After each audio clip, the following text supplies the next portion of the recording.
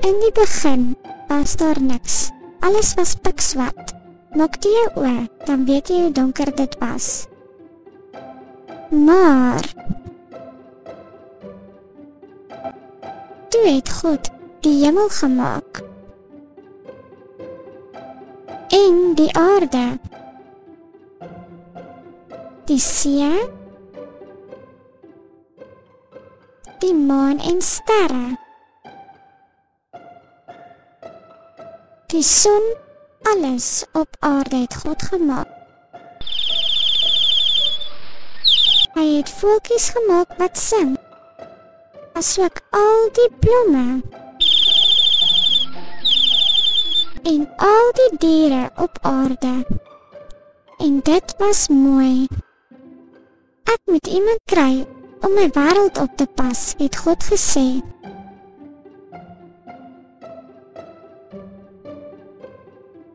Toe het God 'n man gemaak en sy naam was Adam. God het vir Adam 'n vrou gemaak en haar naam was Eva. Adam en Eva moes God se wêreld oppas. Hulle het in 'n baie mooi tuin gewoon, die tuin van Eden, en God het die tuin ook gemaak. Julle kan van al die lekker vrugte in die tuin eet, het God gesê. Maar die vrugte van die boom mag julle nie eet nie, het God gesê.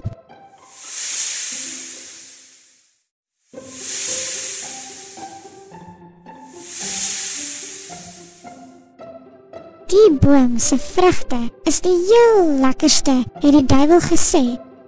En hy sê toe vir Adam en Eva, proef van die boom. En Adam en Eva proef toe van die boom, en dit was baie lekker. Hulle het nie na God geluister nie, en van die boom se vrugte geëet.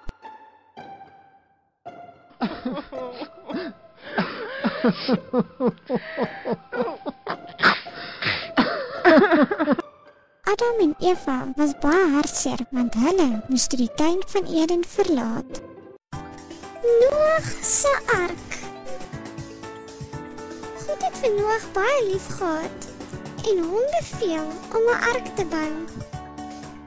Saam met sy 3 seuns, Sem, Cham en Jafet. Binnekort gaan dit baie reën en alles onder water wees.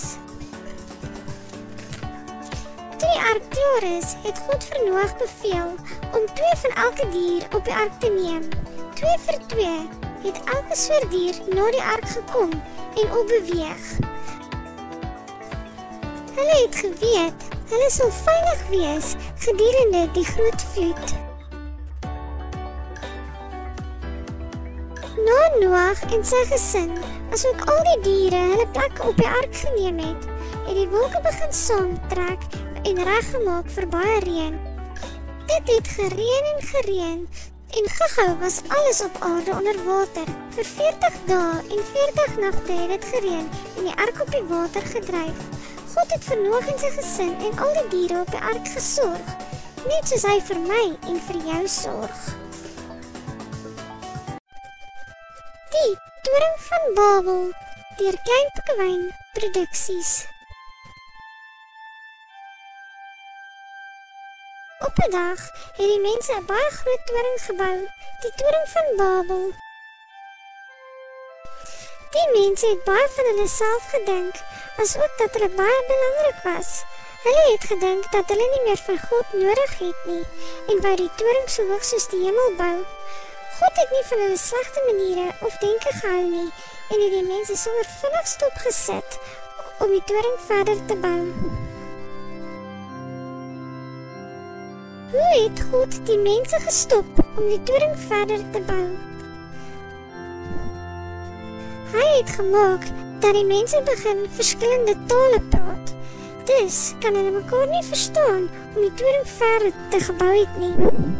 Elke persoon wat 'n ander taal gepraat het, was na 'n ander land gestuur om daar te gaan woon, so die mense weer nederig geword, want hulle het God nodig gehad.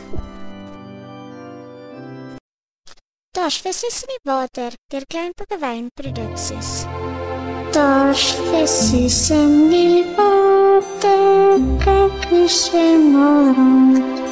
Daar's voeltjies in die lug en diertjies op die grond. Daar's blomme in die velde en riete in die vlei. Wie sou dit ons gemaak het? Die Here, ja, dis hy.